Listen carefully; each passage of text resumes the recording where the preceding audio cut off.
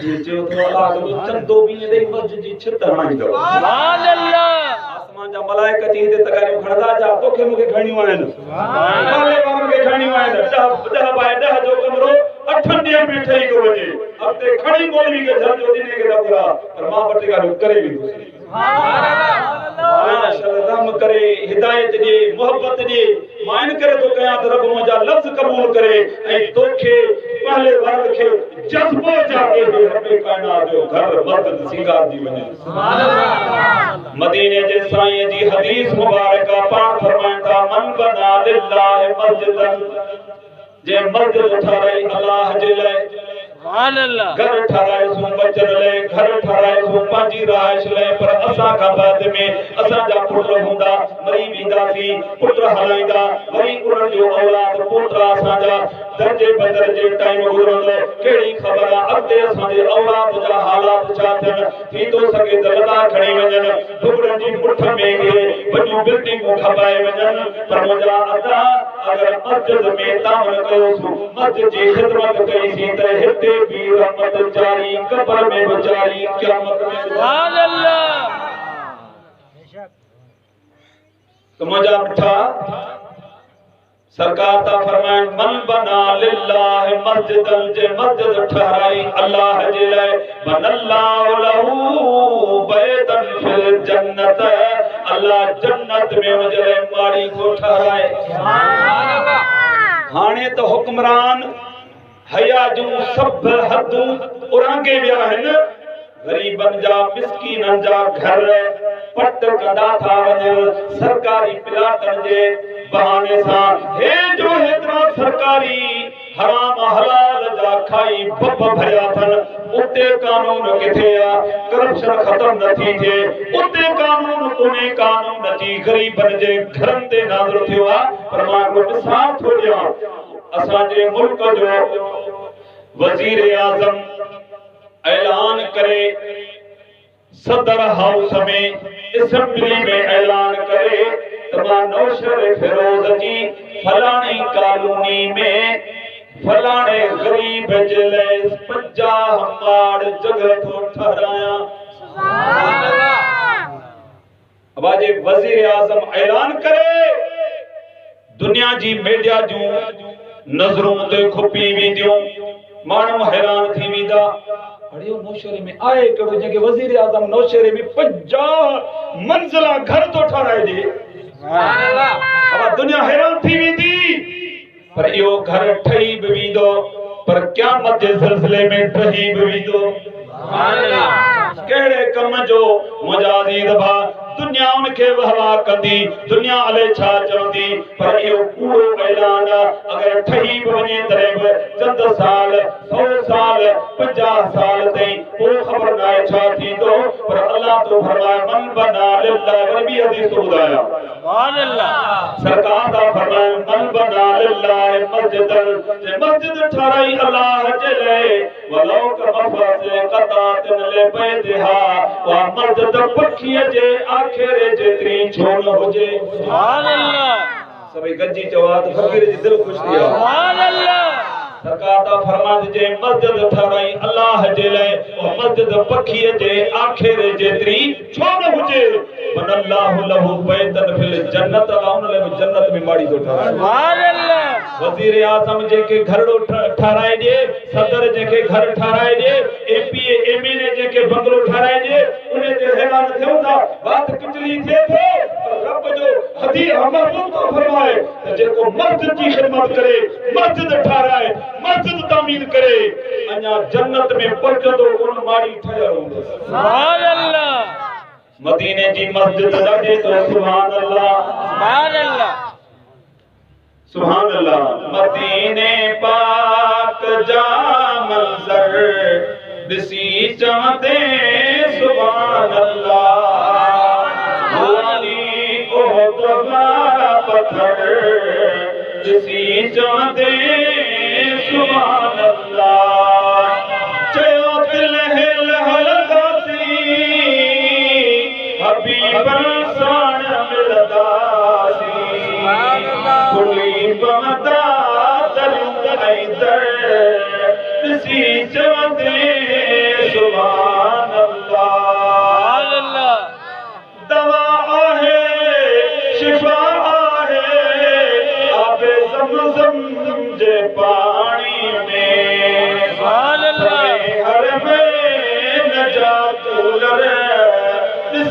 चवंदे सुभान अल्लाह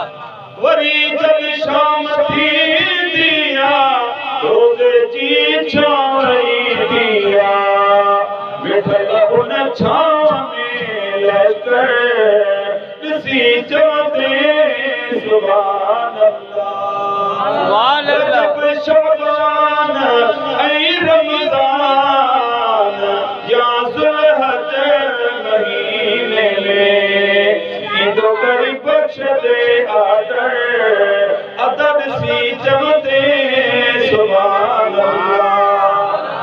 अल्लाह सरकार हिजरत करे मदीने आया यसरब नालो हो सरकार बताए मदीनो रखियो तैबा रखियो ताबा रखियो मदीनतुन नबी रखियो मदीनतुर रसूल रखियो सुभान अल्लाह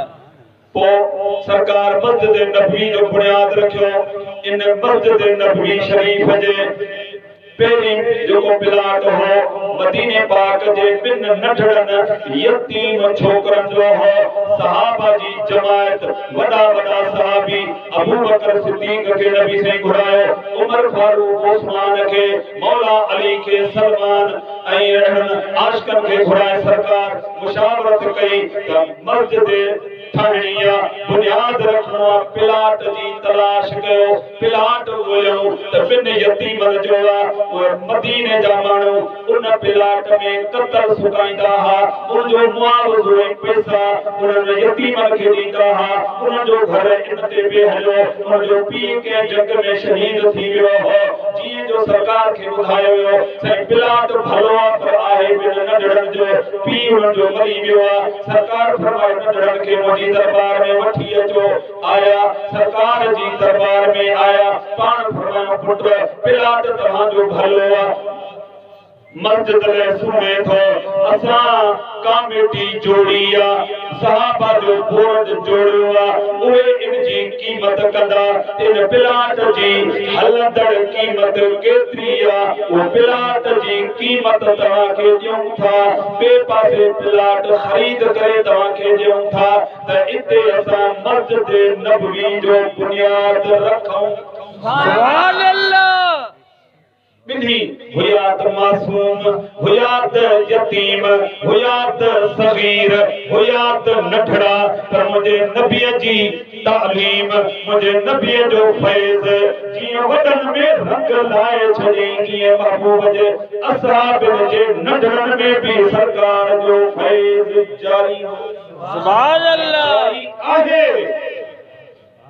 जो तो कुरान पाक में आ भाई सकी हिम हे नबी पाक कंदड़ा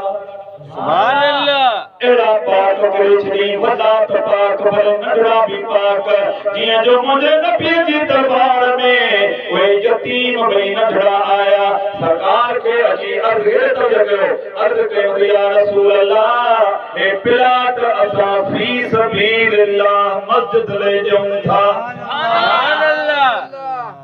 मुझे नबी फरमाए क़यामत ताईं यतीमन जा हक मिलंदा त मुझी सुन्नत में मुझे तरीके में क़यामत ताईं मज़लूमन जा हक यतीमन जा हक गरीबन जा हक बेपहच अबोझ अवाम जा हक उन्हनि खे हुकूक मिलंदा त मुझी शरीयत में मिलंदा सुभान अल्लाह अज जेकरे मां तहां यतीमन जे प्लाट में ये तहां जे चवण सां मुफ्त में मस्जिद ठाराए वञा त इएं न थींदो सहाबा खे फरमायो हे भली मुफ्त ॾियण जो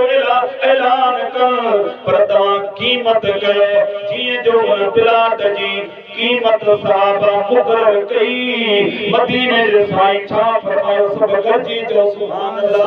अल्लाह सरकार फरमायो या जेको कीमत अदा कंदो उनके जन्नत में इन खां भी बेहतर प्लाट ऐं महल मिलंदो सुभान अल्लाह हज़रत अबू बकर सिद्दीक रज़ी अल्लाह ताला अन्हु उठी बीठो या रसूल अल्लाह इन प्लाट जी मुकम्मल कीमत अबू बकर सिद्दीक अदा कंदो सुभान अल्लाह हाणे हिन माले जो नालो छा आहे गुल टाउन मस्जिद जो नालो छा है? नूरानी मस्जिद। मुंहिंजा अज़ीज़ भाउ, हाणे नूरानी मस्जिद गुल टाउन नौशहरे में जेको हिकड़ी सिर ॾींदो, जेको तावन कंदो त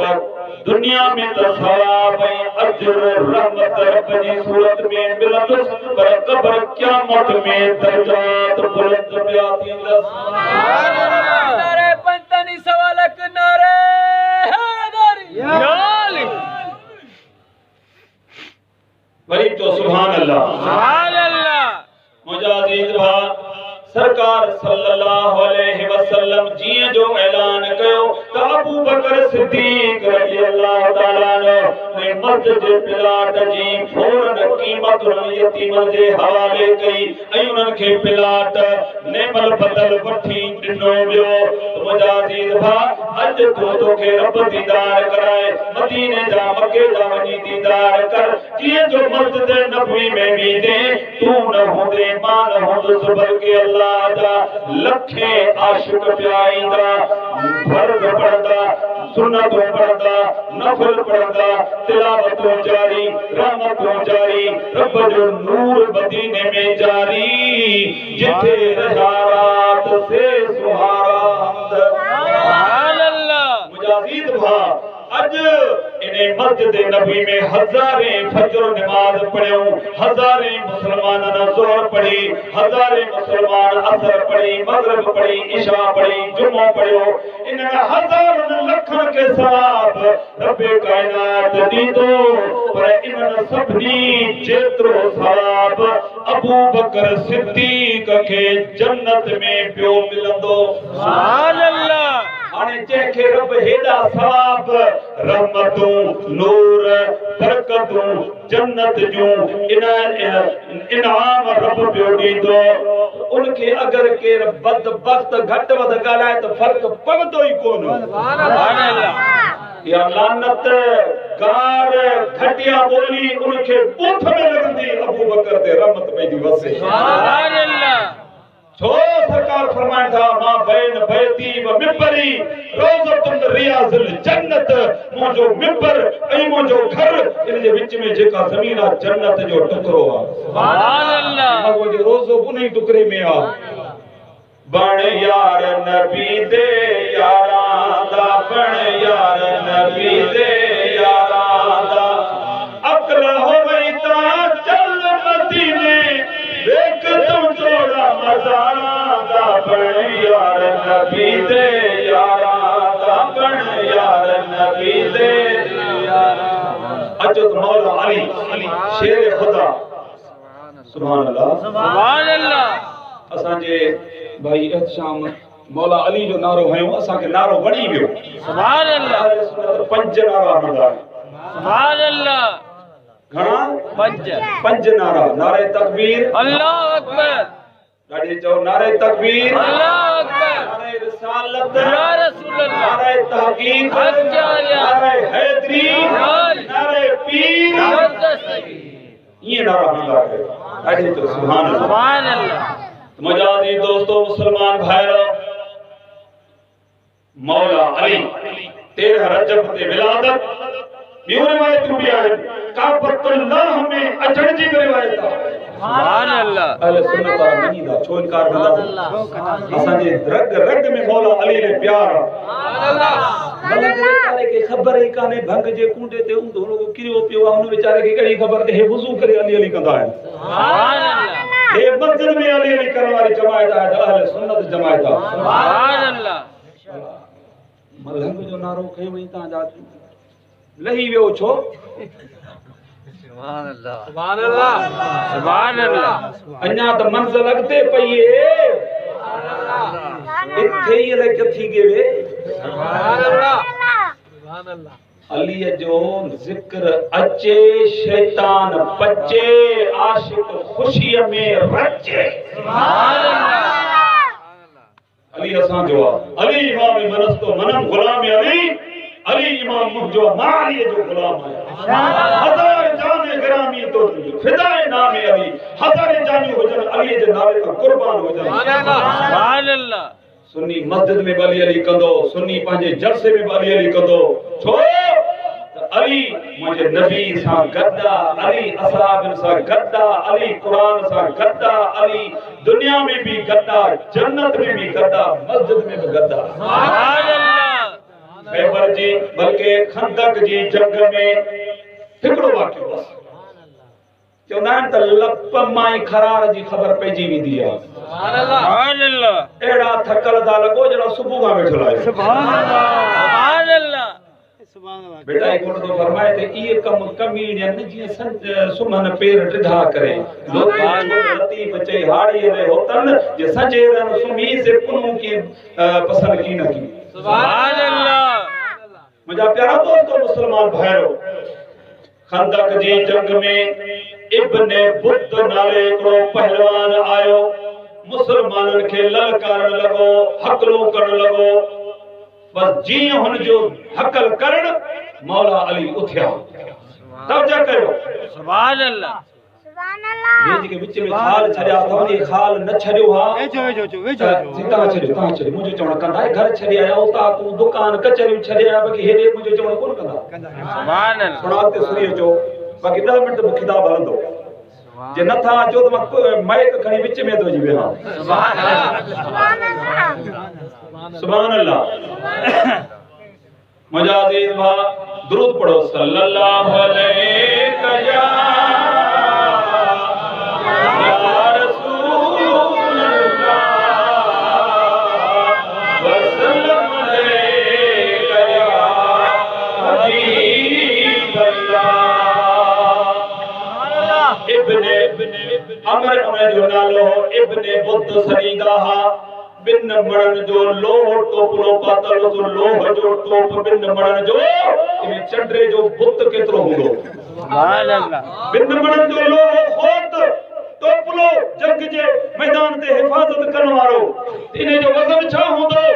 1000 पहलवान जे बराबर मञो वेंदो हो। 1000 पहलवान एकड़े पासे होजन हे इब्ने बुद्ध एडो त पहलवान हो जीअं जो साम्हूं अची बीही मुंहिंजे नबीअ जी जमायत में ललकार कई त हल में मुबारक आए को मुंहिंजे साम्हूं अचण वारो हिन जो हकल करण मौला अली उथी बीठो। सुभान अल्लाह। त नबी पाक सल्लल्लाहु अलैहि वसल्लम ने मौला अली ॾिठो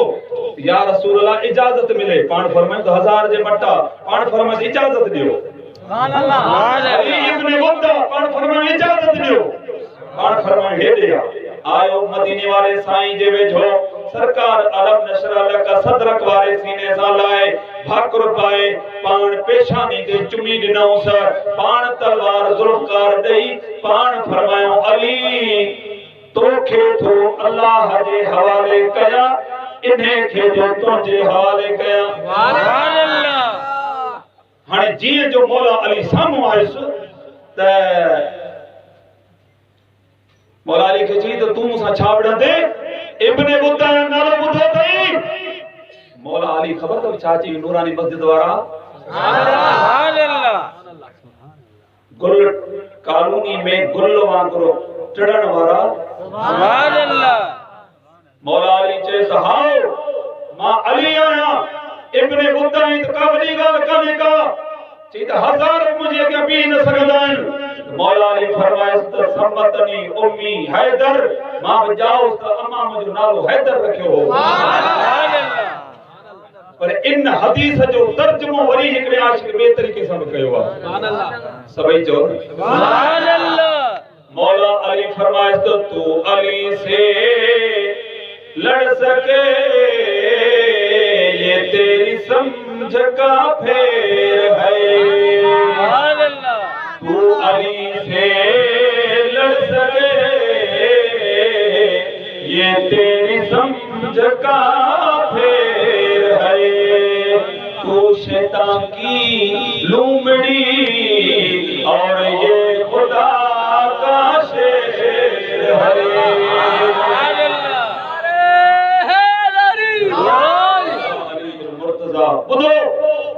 मौला अली जीअं जो साम्हूं आया इब्ने बुद्ध चयो त वार कर। मौला अली फरमायो त अगराई नबी सेखारी काने। बार बि तूं कर गिणजां बि तूं 14 बार मौला अली ते इब्ने बुद्ध कया घणा 14 बार कई मौला अली ढाल साईं तारींदा रहा है वदी बला पधरजी पियो साकी पियो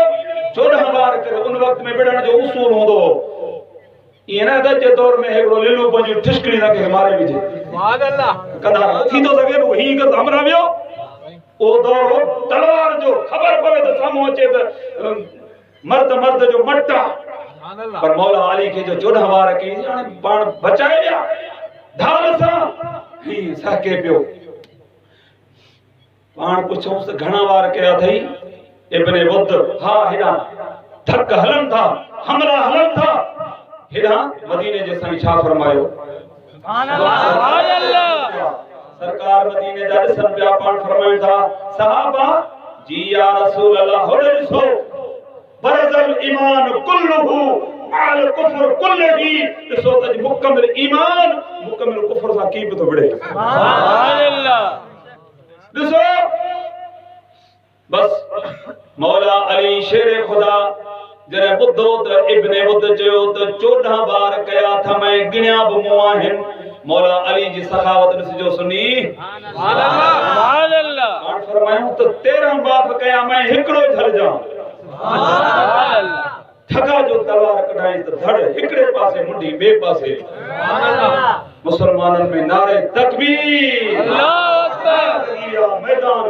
फतह थी गयो मुजाहिदी करी दोस्तों इन करे असा सुनी चवंदा आहियूं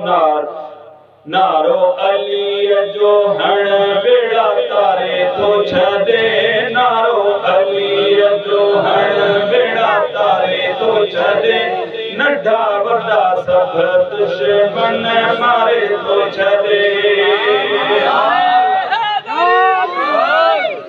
इमामत विलायत सखा जो अदर अली जो घर आहे अली जो घर घट अज भी लखन खेलिया तो छदे नंढा वड्डा सब दुश्मन मारे तो छदे नारो अली जो मरहब जड़ो कोई नजर अचे कर अली के मौका मौला मरहब जड़ो कोई नजर अचे सद कर अली के मौका तो बचे एक ढक सा एड़न के बुडारे तो छदे सब दुश्मन मारे तो छदे नारो अली जो बेड़ा तारे तो छदे नंढा वड्डा सब दुश्मन मारे तो छदे सुभान अल्लाह तो सुभान अल्लाह मौला अली ओहो जो शेर जिदल वड्डा वड्डा जने खा दिले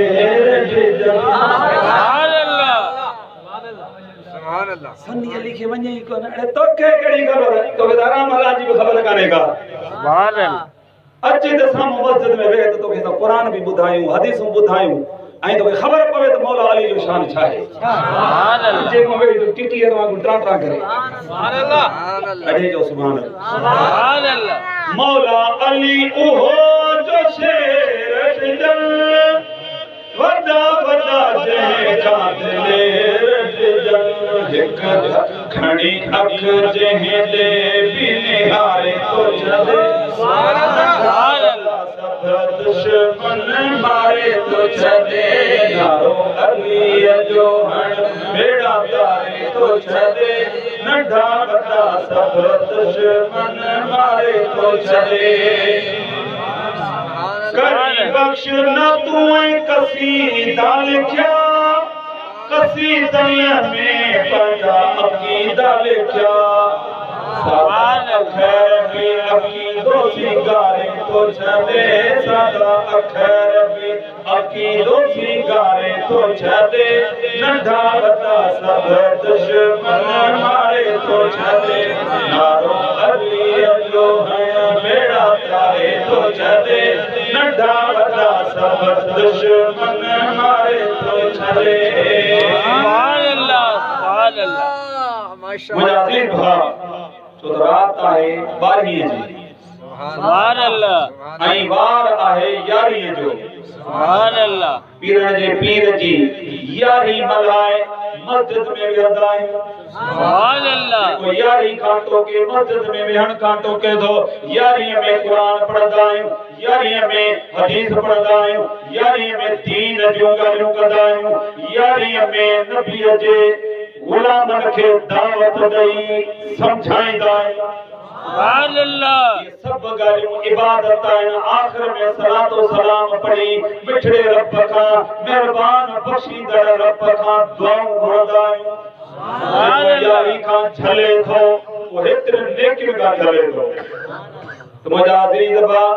पीरन जे पीर रोशन ज़मीर दिलबर दस्तगीर जो दुनिया ते अचण उन वक्त में पाण अहिड़ी त दीन जी तबलीग कयूं दीन जी तबलीग कयूं दीन जी प्रचार कयूं 5000 खां मथे यहूदी ईसाई कलमो पढ़ी मुसलमान थिया सुभान अल्लाह 5000 खां मथे रुगो पुठड़ीअ जे बेड़े तारण सां भी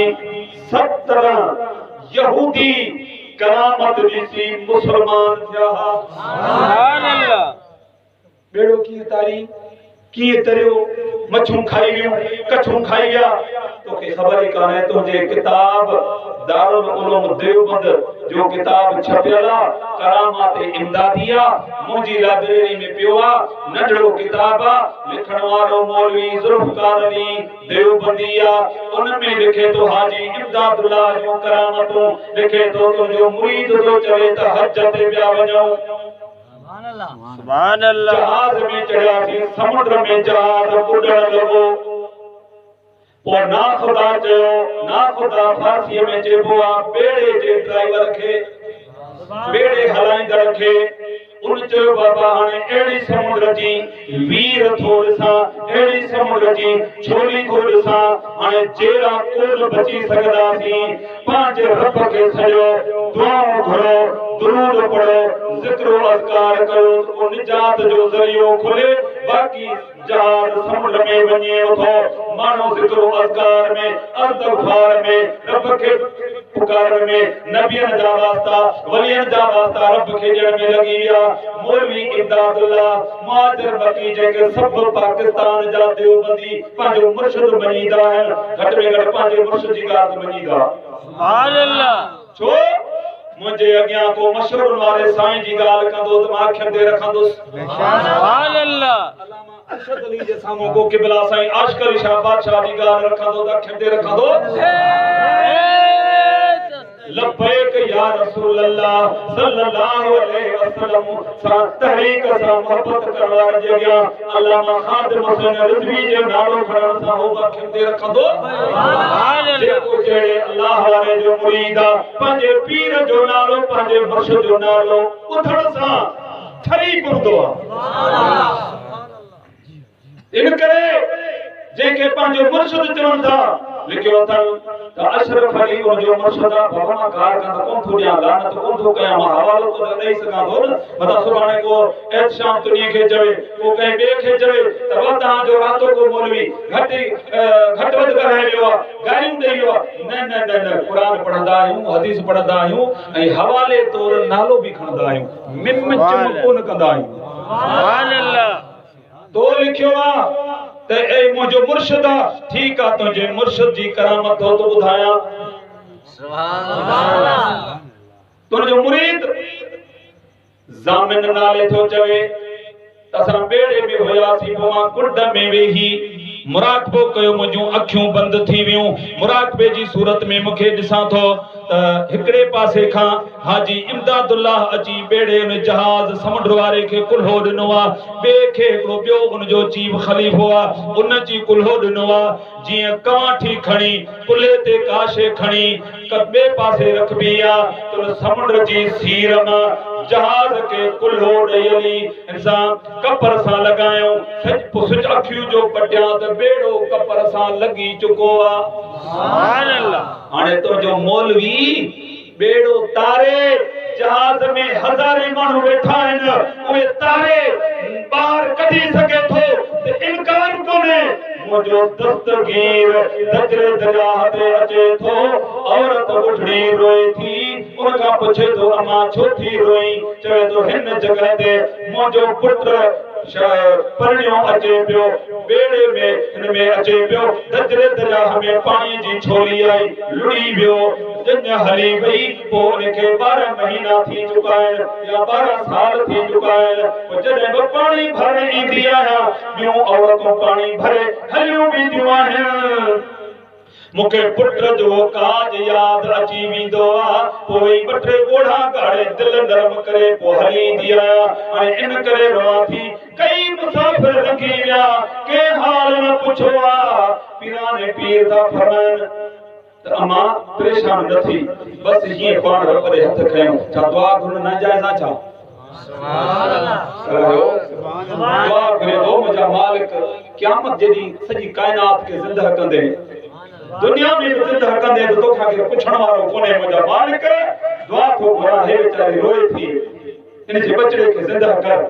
दस्तगीर दुआ घुरी पानी में छोली आई रब दुआ कबूल कई बेड़ो तरी आई सुभान अल्लाह 17 यहूदी बीठा जन ॾिसी करे कलमो पढ़े मुसलमान थिया सुभान अल्लाह